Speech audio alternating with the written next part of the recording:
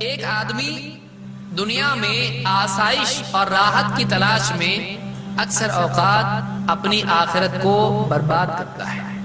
یہ بگڑا ہوا ذہن ہوتا ہے جو یہ سوچتا ہے کہ دنیا میں اچھا ہے تو آخرت میں بھی اچھا ہے، دنیا میں برا ہے تو آخرت میں بھی برا ہے۔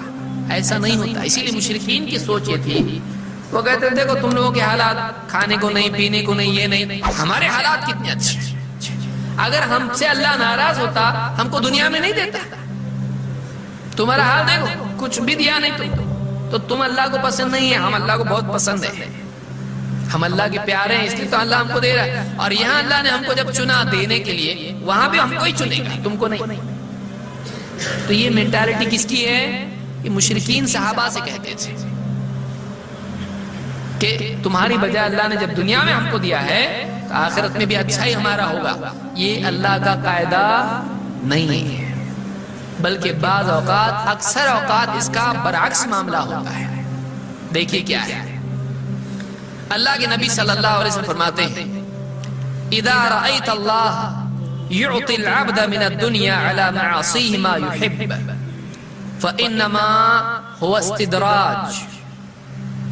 اللہ تعالی کسی بندے کو دنیا میں گناہوں کے باوجود، سرکشی، گناہ، معاصی، اس کے باوجود اگر دنیا میں اس کی پسند کی ساری چیزیں اس کو دیتا ہے، ما یحب، یہ چاہیے وہ بھی مل رہا، وہ چاہیے وہ بھی مل رہا، موج مستی، کھانا پینا، لباس، کپڑے اور مال دولت، گھر بار سب مل رہا اس کو، یہاں پہ جو پسند ہے وہ مل رہا ہے، لیکن زندگی میں نیکیاں ہیں، گناہوں کے باوجود دنیا میں پسند کی ساری چیزیں مل رہی ہیں۔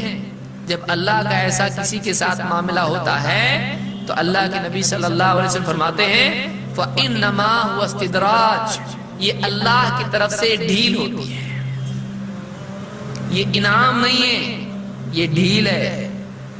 اللہ ٹائم بتا کے عذاب بھیجتا ہے، ڈیٹ بتا کے اللہ پکڑ کی تاریخ بتاتا ہے؟ نہیں، اچانک۔ آپ دیکھیے ایک چوہا ہے، بہت شرارت کر رہا ہے، اب گھر والے کیا کرتے ہیں؟ پنجرا لا کے رکھتے ہیں، اور پنجرے میں کیا کرتے ہیں؟ چوہے صاحب کو کیا پسند ہے، اچھا یہ پسند ہے کیا، وہ رکھتے ہیں۔ اب چوہا کیا کرتا ہے؟ دیکھتے کوئی بھی نہیں، اور اہو دعوت ہو رہی ہے اپنی، تو یہ تو بہت بیچارے لوگ میرا خیال رکھ رہے ہیں، میں ہنڈی میں یہاں سے گھس کے کھا رہا تھا، وہاں سے نیچے فریج میں گھس کے کھا رہا تھا، اب تو یہ بالکل لا کے رکھے ہیں، ہاں میرے لیے خیمہ بنائے، ٹینٹ بنا کے لا کے رکھے ہیں اس کے اندر۔ لیکن جیسے ہی وہ اندر اس کے کھانے کے لیے جاتا ہے کیا ہوتا ہے؟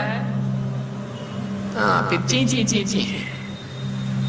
وہی حال اس آدمی کا ہوتا ہے جو سرکش ہوتا ہے اور اللہ کی دی ہوئی عطاؤں کو انعام سمجھنے لگتا ہے۔ وہ انعام نہیں ہوتا ہے، وہ اس کی پکڑ کے لیے ہوتا ہے، اور اللہ تعالیٰ اچانک اس کو پکڑ لیتا ہے۔ اللہ ہم سب کی حفاظت فرمائے۔ لہذا اگر ایک آدمی گناہوں میں مبتلا ہے، سرکشی بڑھ رہی ہے اور نعمتیں بھی بڑھ رہی ہیں، تو ڈرنا چاہیے اللہ سے کہ کہیں یہ پکڑ کا دروازہ تو ہم کھل نہیں رہا، پکڑ کا راستہ تو ہموار نہیں ہو رہا ہے، اللہ سے توبہ کرنا چاہیے۔ سبسکرائب کیجئے ہمارے چینل اور دبائیے بیل کا آئیکن تاکہ آپ کو ریگولر نوٹیفیکیشن اپڈیٹس مل سکے۔